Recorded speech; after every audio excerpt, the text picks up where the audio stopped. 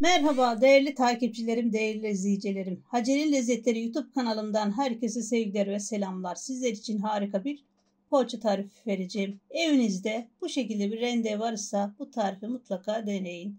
Öncelikle hamurumuzu hazırlamakla başlayalım.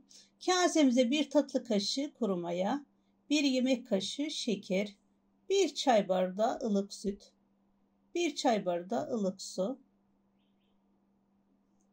yarım çay bardağı sıvı yağ.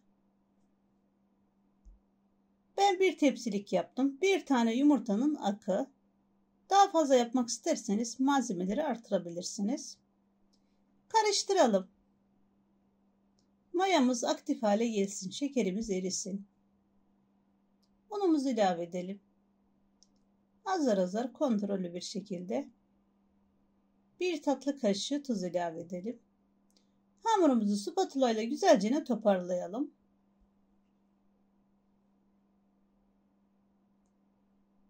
Tekrar un ilave edelim. Unumuzu kontrollü olarak kullanalım. Bir anda boşaltmayalım. Un kalitesine göre un miktarı değişebilir. Ben 4,5 su bardağı un kullandım. 460 gram, gramajına göre. Hamurumuz yumuşaktan birazcık sert oldu. Fazla yumuşak değil. Katmer poğaçamız olacağı için hafiften birazcık sert yaptım. Üzerini streç filmle kapatalım. 15-20 dakika bekletelim. Bu arada biz tereyağımızı eritelim. Hamurum 15-20 dakika dinlendi. Hamur kartıyla hamurun kasenin içerisinde havasını alalım birazcık.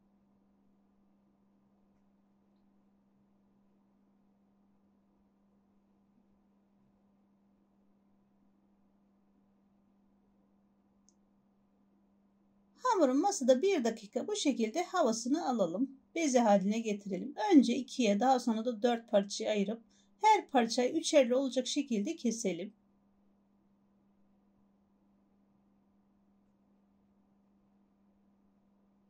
Ben bu şekilde kestim ama büyük olanları küçültelim.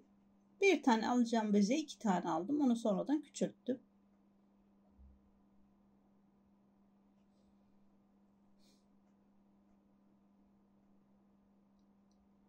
Hepsinin ölçüsünü aynı yapalım. Büyükleri küçültelim, küçükleri büyütelim.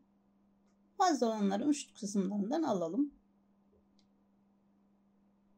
Masamıza birazcık un serpiştirelim. Hiç bekletmeden. Bezelerimizi çay tabağından birazcık büyük olacak şekilde açalım. Yemek tabağı şeklinde. Açarken fazla un serpiştirmeyelim. Sadece merdaneye yapışmayacak şekilde olursa yeterli. Çok çabuk açılıyor. Toplamda 12 tane beziye ayırdım.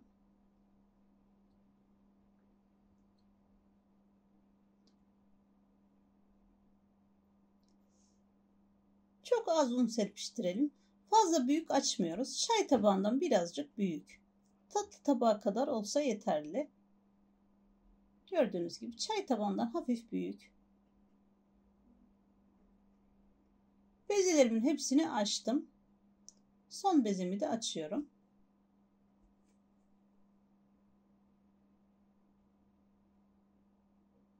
Ben bu arada tereyağımı erittim. Soğumayı aldım. Bir tane tabağın içerisine hamurumuzdan bir tane koyalım. Açmış olduğumuz hamurdan. Eritmiş olduğum tereyağı soğudu. Birazcık katılaştı. Katılaşması gerekiyor.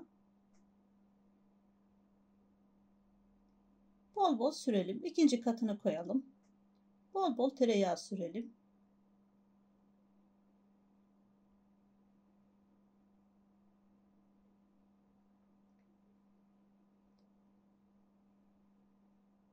Hepsini 12 katının hepsinin üst üstüne koydum. Aralarına yağ sürdüm. Üzerini streç filmle kapatalım. 10 dakika dinlendirelim. Dolabımıza koyalım. 10-15 dakika dolapta beklettim. Tereyağısı donana kadar yeterli. Hamurumuz da dinlenirse daha güzel açılır. Masamıza birazcık un serpiştirelim. Hamuru masaya alalım. Birazcık da üzerine un serpiştirelim. Merdanemizle hafif dokunuşlarla hamurumuzu açalım bu şekilde. Diğer tarafından da aynı şekilde hafif dokunuşlarla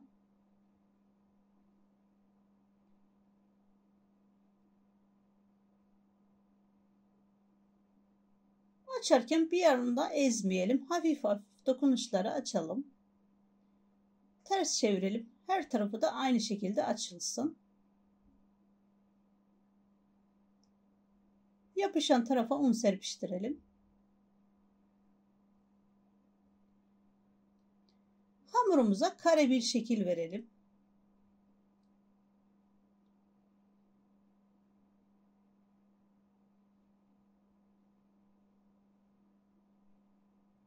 Ben hamur ölçüsünü, büyüklüğünü, küçüklüğünü bu şekilde rendeyle ayarladım.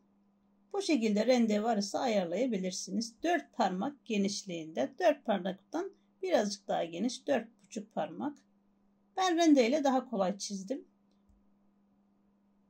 Siz de ayarlayamıyorsanız bu şekilde rendeyle ayarlayabilirsiniz.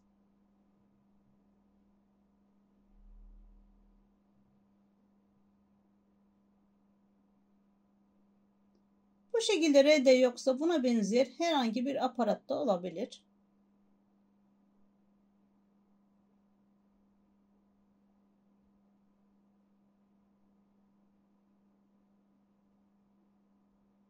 Kenar kısımlarını da atmıyoruz. Değerlendireceğiz.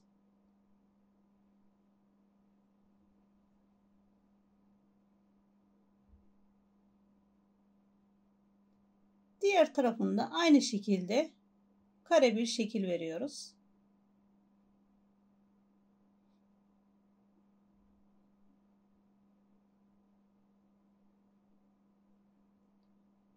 Tarifim çok kolay, yapımı çok kolay, çok az malzeme gidiyor. Herkesin evinde bulunabilecek malzemeyle yapılabilecek bir tarif. Kenarında çıkan parçaları atmıyorum. Yan yana birleştirip onları da poğaça haline getireceğim. İç harcı olarak peynir kullandım. 2 çeşit peynir. İç harcıma birazcık tereyağı koydum. 3-4 yemek kaşığı kadar. Eritmiş olduğumuz tereyağından içine korsak iç harcını korken dağılmaz.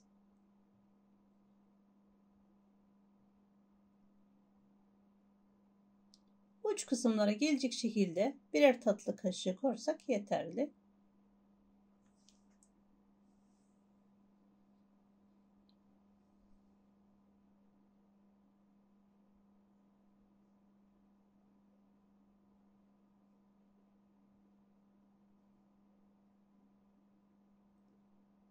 İçe doğru katlayaraktan saralım. Uç kısımlarını sıkıştıralım.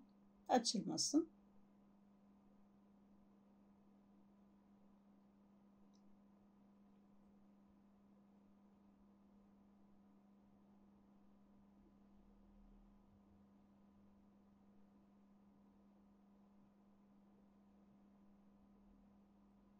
Hepsini aynı şekilde sardım.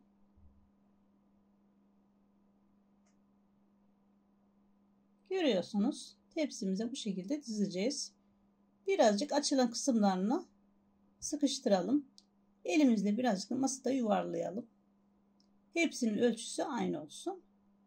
Hamur kestikten sonra kendini toparlıyor.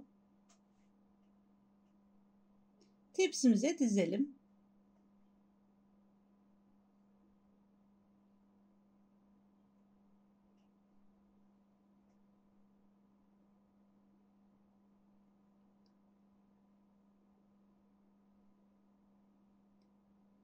Beş dakika dinlendirdikten sonra üzerine bir yumurta sarısı sürelim.